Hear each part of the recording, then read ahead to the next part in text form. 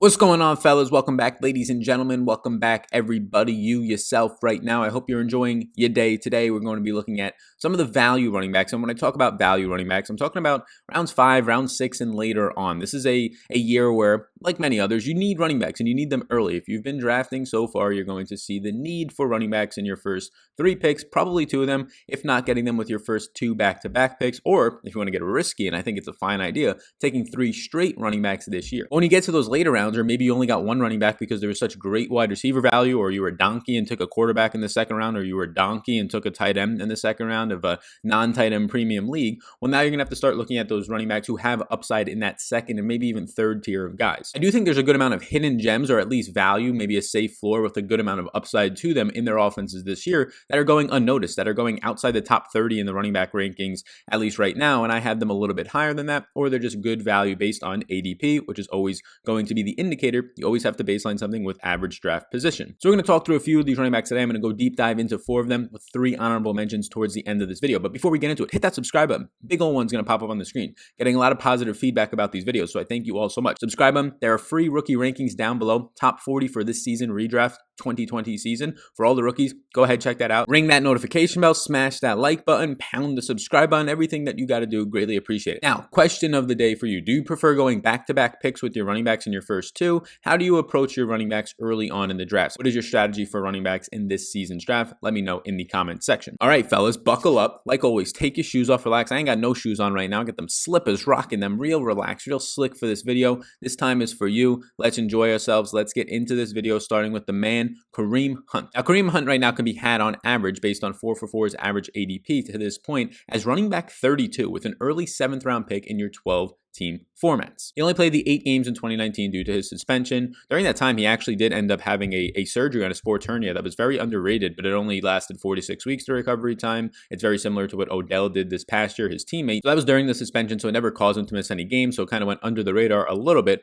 But yeah, right now you can get him somewhere around the 8th round, the 7th round. He's really getting picked later in the 7th rounds as of late. And last year, he had 81 total touches. It comes out to about 10 touches per game, but 4.6 of those touches per game were receptions. So the man was catching close to 5 balls. Half of his touches overall were on receptions. He ended up having 456 total yards and 3 touchdowns. Now, when he came back for those final 8 games of the season, he returned in week 9. He was the most productive player in his backfield, including Nick Chubb, by a large margin because of those receptions. He saw 1.24 fantasy points per touch compared to Nick Chubb's 0.67. He was almost doubling up Nick Chubb in fantasy points on a per touch basis. Now, overall, Nick Chubb touched the ball more times, so he ended up scoring a lot more fantasy points, and a lot of that is because of PPR formats. He just had a lot more receptions, did Kareem Hunt. Man, oh man, did he ever. He had 37 receptions to Nick Chubb's 15, and he saw 23 more targets in those final 8 games. He came on the field, Kareem Hunt. He was playing out of the slot a good amount, which Nick Chubb was not doing. They were both on the field at the exact same time. I mean, Kareem Hunt was on the field for 54% of the snaps during those final 8 games, and you had Nick Chubb on the field for still around high 60s in snaps, so they were obviously overlapping. Now, the downsides for Kareem Hunt when he did come back, he just had no red zone work. You ended up having Nick Chubb see 12 carries inside the 5-yard line to Kareem Hunt's just 1. You ended up seeing just overall the red zone touches were heavily skewed, 31 red zone carries for Nick Chubb to 5 Kareem Hunt. So you're going to get the pass catching upside, but you're probably very unlikely to end up seeing a lot of red zone work for Kareem Hunt. Now, you did get a decent amount of usage in the red zone when it came to passing plays, which is good upside because he's probably a feature in the red zone on those plays, so that's something to look out for. But Kareem Hunt, not only was he the top productive player in his backfield overall for fantasy last year, those last 8 games, in terms of fantasy points per touch, an efficiency metric that is very, very good. The touches go up a little bit. He ends up seeing 80 targets this year, or maybe he ends up seeing 90 targets this year instead of the 45 that he saw last year. And now you're really starting to talk about a huge season where if you're getting him at RB32, it's starting to look a little bit better. And he was top 5 on a per touch basis in the entire league last year, not even just on his team in terms of being overall productive. Now in the offseason, I'll pop up a graphic of what they ended up doing. This Browns offense went absolutely bonkers for the offensive line. They got Jack Conklin, they got Jedrick Willis, 10th overall in the first round from Alabama in the draft. So they're going to shore up an offensive line, maybe the most improved offensive line. Andy Janovich, a very good run blocking fullback. So Hunt's not going to be as involved on the ground in the rushing game, but these things will surely help him. Like I said, he has not missed any time since being being in the NFL for injury reasons. Obviously, his suspension reasons and personal issues have kept him out. And then he did have that sports hernia surgery last year, but it kind of went under the radar because he was on suspension. Now, the backfield competition is really just Nick Chubb. I think Dontrell Hilliard is still back there, but he's just going to be fiending for third down or third overall RB touches. And then you have Nick Chubb playing 71% of the snaps overall last year. Was an absolute beast. 298 carries, just under 1,500 yards, 8 touchdowns. He did see 50 targets, but he saw 35 of those, the large majority in the first 8 games. It dropped off a cliff. It only went to 15 over the final 8 games once Kareem Hunt came back. So that's why if you've seen my running back rankings, and I urge you to check out that video, if you've seen that video, you're going to see why there's not as much hype into Nick Chubb. I think he's a top 10 running back still, but he would be a borderline top 5 running back if there was no Kareem Hunt in this backfield and his passing game role was a little bit better. So in PPR formats, if you're telling me that as the 32nd running back in the 7th round, I can end up getting Kareem Hunt, who maybe he's not an RB1 status, although if Chubb was to go down, he would be an immediate RB1, especially behind an improved offensive line. It's not like he can't run in between the tackles. He did it for the Kansas City Chiefs. He did it outside the tackles. So this is a very talented player who has upside if there is an injury on his team, probably some of the highest, if not the highest in the entire league. And then outside of that, you're also getting Kareem Hunt too. He's just an absolute PPR monster for you in terms of 5 receptions per game almost. Maybe that regresses a little bit. If you can just bank on him, even in a flex option with some touchdown upside, to be going out there and getting you 6 to 8 fantasy points if he just catches 3 balls in a game, gets a couple of carries. 10 touches per game last year was a very good indicator. And the fact that they second round tendered him, that is going to be a very good year for Kareem Hunt based on the value that you get him at. Smash the big old subscribe button that just popped up, bottom right-hand corner. Takes a couple seconds of your time. And now, Darius Geis. Now, this one's very, very difficult for me to want to break down because on one hand, Kerryon Johnson, obviously, I'm not as big on him anymore. The backfield, Matt Patricia's a donkey. You have DeAndre Swift coming in there, but really his knee issues. For 2 straight years, he's had wild knee issues, and they drafted a guy that's supposed to come in and now take work away from him and maybe even take the job, if not this year, next year in DeAndre Swift. And similar things have happened in a way when you're looking at the Washington Redskins. When we start to break down Darius Geis, I think we should just start with the injury concerns. So I'll pop them up right now. In 2018, he ended up tearing his ACL in the preseason, and he missed the entire season. Last year in week 1, he has a meniscus tear, another knee injury. He misses 6 to 8 weeks. It doesn't take his entire season away. So he comes back in week 11, plays 4 games, then gets hurt with an MCL sprain, and they shut him down. I mean, so this man is just continuously hurting his knees, very similar to Kerryon Johnson first 2 years. If anything, Kerryon Johnson's played in more games than Darius Geis the first 2 years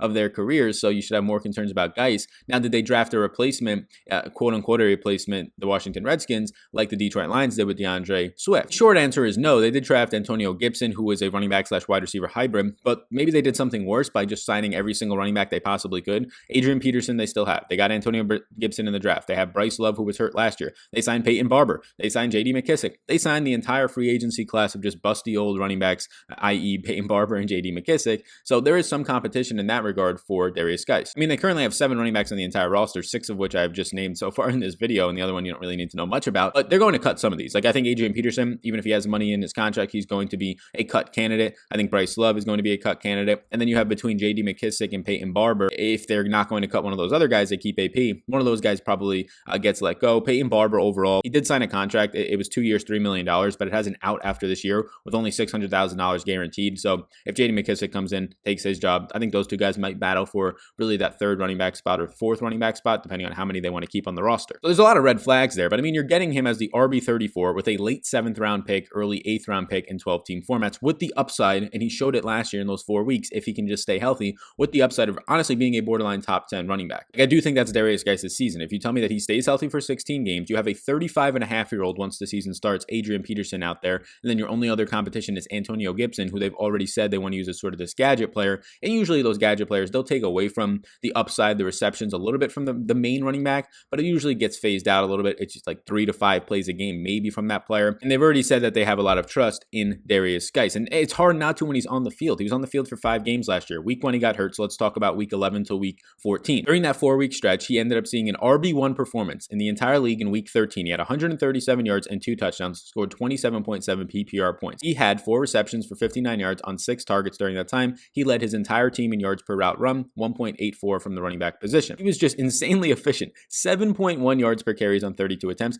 He was the number 1 player in yards created in the entire NFL for his 4-week stretch for any running backs that had at least 5 carries. Number 1 in the entire league in yards created. That is absolutely absolutely insane, running behind an offensive line that was not good in terms of run blocking efficiency. I mean, Adrian Peterson was close to 35 years old last year when he was running and creating yards, 14th in that category alone. They were doing this behind an offensive line that was bottom third in the league, so these guys were balling out there. So yeah, Darius Geis, he showed you the upside. When you can create yards on your own, independent of your offensive line, you are a special talent. He was doing that for a quarter of the season when he was healthy last year. Imagine if we get the entire year out of him. This guy has not just one RB1 performance in him. That's not just a one-off thing from him. No, he has special talent. The former LSU product has a ton of talent, and he can catch the ball as well. Their offseason was filled with just signing every dusty old running back on the market, but they also signed some really decent tight ends in terms of run blocking. Logan Thomas, former Detroit Lion. Richard Rodgers, former Lion, former Packer, been around the league a little bit. So they got some run blocking tight ends. They got Cornelius Lucas, an offensive tackle, and they picked up some offensive line help. Overall, Geis' stat line was playing on 33.7% of the snaps. He had 42 carries for 245 yards, 3 touchdowns. He caught 7 of his 10 targets, 70% catch rate, saw 2 targets per game, ended up having 79 overall yards. I think that right now you take the stab on him in these rounds. When you're looking at players in these rounds, you're seeing some consistency pieces, and we'll get to some more of those. Kareem Hunt being one of them that we just talked about. And you just see a lot of guys in handcuff situations that you know for a fact is probably going to be like a 40% split with 1 or 2 running backs. Whereas Darius Geis, yes, maybe there's a little bit of a split with Adrian Peterson at the start of it, but when he was healthy last year, they wanted to give him the rock. They started to give him the rock more, and then his MCL got injured, so they ended up just shutting him down. If he can go out there in week 1 in this preseason and just claim his spot, he's going to jump in ADP by 2 rounds. If they say he is our starting running back, he's our guy,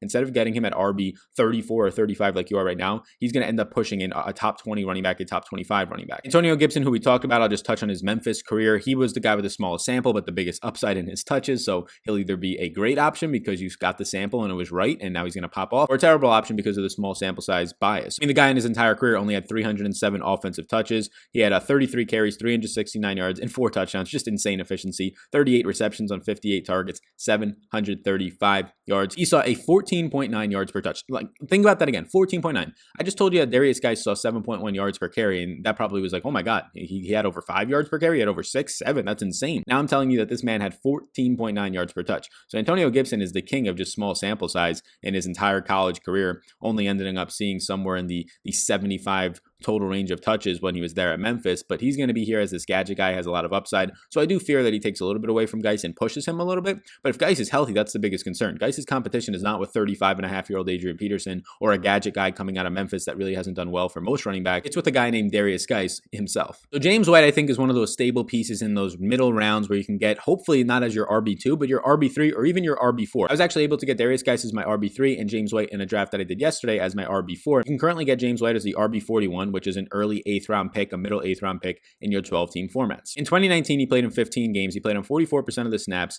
He ended up seeing 67 carries, 263 yards, 5 total touchdowns. But the thing that you know James White for and where he produced was 72 receptions, 645 receiving yards on 95 targets. He was one of the most efficient running backs in the league last year and productive running backs when it came to pass catching ability. He was 3rd in running back receiving yards. He was 6th in receptions and 6th in targets and 2nd in yards per touch. This is the biggest thing that I'll say about James White. 2nd in yards per touch. He has been one of the most efficient running backs in the entire league. Dating back to the beginning of 2018, he is a top 3 running back in terms of fantasy points per touch. And last year, he was number 2 in yards per touch out of all the running backs in the league. He has just been absolutely efficient. He struggled last year with creating yards, so that's why he wasn't number 1 overall. But yards per touch for him has been an absolute dime. A lot of that is Tom Brady checking down, so we'll see what Jarrett Stidham does in this offense. We'll see if it's going to impact James White. I think that it's pushing a lot of these players down in New England. Julian Edelman, N'Keal Harry, James White. So I think you're getting value on all these Patriots players because right now you're getting them at what their floors are. Like if James White goes out there as your RB41, your 4th overall running back, and he lays a stinker, big deal. But if he goes out there and he's normal James White, he's a strong flex option with RB2 upside for you. In the offseason, the Patriots honestly did not do a lot. Their draft was terrible. Bill Belichick just gets the check mark next to him and nobody talks too much about him because the Packers were just historically bad at their draft and it's Bill Belichick. So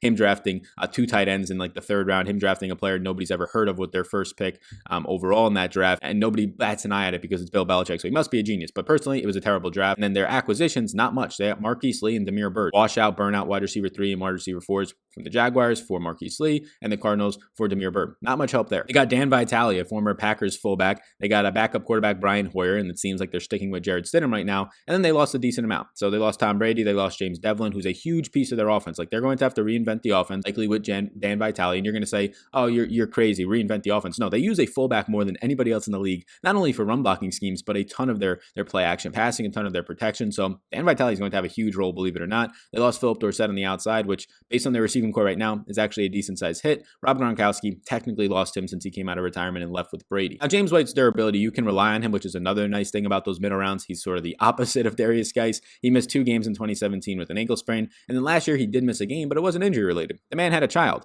Pop it up on the screen right now. Adam Schefter, I believe it was week 3 of last year, ended up tweeting it. They thought that maybe he was late scratch James White. Oh my God, what's happening here? I remember there was a lot of panic, but he ended up just missing with a child. Backfield competition, it's pretty stable from last year and really the last few years. It's Sony Michel, former Georgia running back, last pick of the first round, former first round pick Sony Michel, Rex Burkhead, Brandon Bolden, and Damian Harris. The exact same running backs as last year. Damian Harris, their former pick last year out of Alabama running back, never really saw time. He was actually active for once, Damian Harris, which was one of the very few moments when James White was gone with the birth of his child. Brandon Bolden, somebody that they love on special teams mainly, but he actually got a decent amount of red zone work last year, which was interesting. Sony Michel was just very bad, and this is the last year for Sony Michel. If you don't prove it, you're going to get absolutely cut. Maybe he'll get benched mid-season, but he was so terrible last year. 38% of the snaps, 247 carries, doesn't even break 1,000 yards. Doesn't even break 1,000 yards, 7 total touchdowns, 54th overall in the NFL. There's 32 teams. 54th in overall true yards per carry, which looks at efficiency a little bit more than just normal yards per carry. Rex Burkhead was very productive though. So 27% of the snaps. He was dealing with some injuries, missed a few games, but he had 65 carries, 302 yards and 3 touchdowns, caught 27 of 38 targets for 279 yards. Number 4 in yards per touch. So the Patriots in their backfield last year had 2 very productive running backs, and one of them was not named Sony Michel, former first-round pick. One was this former 4th-round pick, James White, who was number 2 in yards per touch, and Rex Burkhead, who was number 4 in yards per touch. So there's a lot of question marks around Jarrett Stidham and what this offense looks like overall. It does look like it's going to be one of the worst offenses in the league. When you break it down, you're getting the value in NFL fantasy football 2020 drafts right now in these guys as if they're going to hit their floor. So if they hit their floor, whatever, they hit value for you at that point. If you're getting James White as the 40th running back off the board at this point, where he's going around a bunch of just handcuffs that don't have pass catching upside. But if he's normal James White, you're going to get a bargain. And if he just gets even more checkdowns or he scores a little bit more touchdowns than what was likely touchdown regression coming his way, he only ended up seeing last year 5 overall touchdowns from a guy who saw 95 overall targets from a guy who saw around 140 total touches. I think only good can come from James White. And if everything stinks, well, you got him as your RB4. Big old subscribe button just popped up. Take a second, hit that subscribe button. Greatly appreciate it. You hitting the subscribe button, notification bell allows me to reach more people with these videos, likely how I reached you by a really good margin. So thank you. I do appreciate you doing that. Finally, Tariq Cohen, very similar to James White in terms of not going to be an alpha running back on the ground, although James White has the ability in between the tackles in my opinion, but Tariq Cohen going to be your pass catching PPR monster. This is the reason I like Tariq Cohen. No, he's not going to be your RB1. That's not the point of this. We're looking for value later in the rounds. You can get him with a late 9th round pick in 12-team formats. It's like RB35 at this point. That's an absolute steal in my opinion. I mean, you're looking at a guy who played on 50% of the snaps last year, so he was out there a decent amount, and we're not going to really focus on his rushing stats, right? 64 for 213 yards. That's not great, right? It's not great, but it's better than David Montgomery, to be honest with you, on a true yards per carry metric. But we're looking at the 104 targets, the 79 receptions, and 456 yards. He ranked only behind Austin Eckler and Christian McCaffrey. We know those names, right? We love those names. In terms of his overall running back targets, he was 8th in routes run for running backs, 4th in receptions, and 10th in receiving yards. He also saw the second fewest stack boxes against him, which just shows you that they know when he's on the field, they're probably going to pass the ball. But there's a little bit of a deceptive factor there when he actually gets to hand the ball off and run the ball up the middle. It's going to be very soft boxes. I think this is very interesting to look at. Cohen's final 8 games versus David Montgomery, by far the most effective back. I mean, by twice as much. He was 2 times better than David Montgomery on a per touch basis in fantasy. 1.1 fantasy points per touch to Montgomery's 0.55 because of those receptions. He had 3.89 yards per carry, true yards per carry, compared to David Montgomery's 3.74. He had 41 receptions on 49 targets to Montgomery's 7 receptions on 9 targets. Look, I obviously know Montgomery's a more in between the tackles guy, but broken tackles player. That's what he got the hype out of college, even though he did nothing after contact last year. But Tariq Cohen, for fantasy purposes, is the best back in this backfield, in my opinion. The offseason saw a decent amount of turnover in Chicago. I mean, for one, they ended up snatching up more tight ends for some reason, letting some more tight ends go, getting Cole Kmet in the draft with their first pick, signing Jimmy Graham for some reason to way more money than they should have, getting rid of Trey Burton. Lots of activity around the tight end position overall. I mean, they signed Jason Spriggs, they signed Jermaine Effendi, they signed a decent amount of offensive linemen to try and help out a little bit there, adding some tight end depth in the running game. We're not too concerned about that with Tariq Cohen, just a little bit of a picture of what they did on offense, though. Cohen so far in his career has not missed an NFL game, so the durability factor is surely there. The backfield committee, it's really just David Montgomery, Tariq Cohen, then Ryan Nall. Ryan Nall played in the preseason last year. I think he got a couple of touches in the regular season, but nothing major. It's mainly between David Montgomery and Tariq Cohen. And David Montgomery saw a brutal 3.7 yards per carry last year. He was not good. 242 carries for 889 yards and 6 touchdowns. As a rookie, he was very ineffective. He only had 25 receptions, 30th in an elusive rating. He broke a ton of tackles. Like, he was very good in breaking tackles. He was one of the best players in the league out of all the rookies. He was top 2 with Josh Jacobs. Strong at breaking tackles. You know what he did after those? He was outside the top 35 in yards after contact. So he would break a tackle and then fall right down because he could not get his burst and agility back up. Not great. So give me Tariq Cohen. If you're telling me I can get him in the 8th, 9th, or 10th round, I think that's a good spot. Like, he is your wait on running back 4. You can wait on him for a while and he could be your running back 4. If you're taking a lot of running backs, he can be your running back 5. That's some pretty good depth to have in a pass catching guy who was top 3 and top 5 in most running back categories in PPR formats last year when it came to receiving totals. So I have a few honorable mentions for you. The Miami backfield in general is being undervalued. Jordan Howard mainly being drafted outside the top 10 rounds. Matt Breida starting to get drafted a little bit earlier due to his pass catching ability for PPR formats. I think both of them deserve an honorable mention. Anthony McFarland out of Pittsburgh. He was a 4th round running back pick for them. I do think he's going to push James Conner. I think he'll be the backup to start the season. I think you'll see either one or both of Jalen Samuels and Benny Snell going to be cut from this team. And then I think he's going to push James Conner. People think James Conner is fantastic because of the year that he had in a very good system, the year that Le'Veon Bell held out. But for the most part, he's not that talented of a running back. Oh my God, he's in the NFL, Sally, and you're sitting at home right now making a video. Yes, relative to other NFL running backs, relative to Anthony McFarland, the talent levels are on different extremes. So I do think he's a nice pick that you can have in like your 14th round, 15th round of drafts. And then Keyshawn Vaughn I'll put on here as an honorable mention as well. But there is a good chance that I think right now he's probably going overdrafted. It doesn't mean he's a bad pick. It doesn't mean that I don't think he can produce for you, but he's likely going to be on the field at least to start the year in some sort of committee. They signed Raymond Coleus in the 7th round as well. A lot of people don't remember that. He's a very good pass catching running back. I don't know if he threatens as much. They still have running back depth out there in Dare Ogunbowale as a pass catcher. Ronald Jones, although I don't think he's that great in terms of anything, pass protection, pass catching. There's a really good chance out of an SEC school that Keyshawn Vaughn's the best running back on this team. But does he come out week 1 and play 60% of the snaps and produce? You had running back roulette last year with all 3 of the running backs playing 30 to 40% of the snaps in Tampa Bay. I'm not too sure that I'm confident enough in Keyshawn Vaughn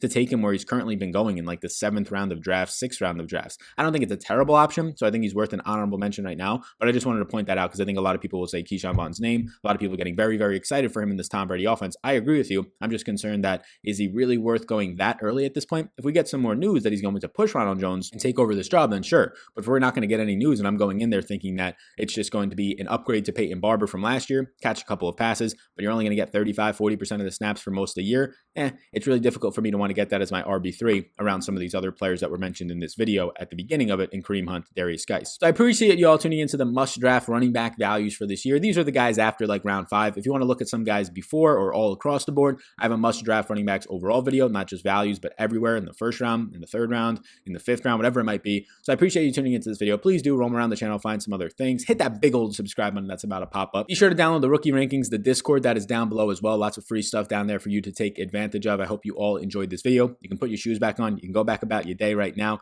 Hit the subscribe button before you leave. Thank you all so much for tuning into this video. My name is Sal Vetri. You all rock, and I will see you in the next one.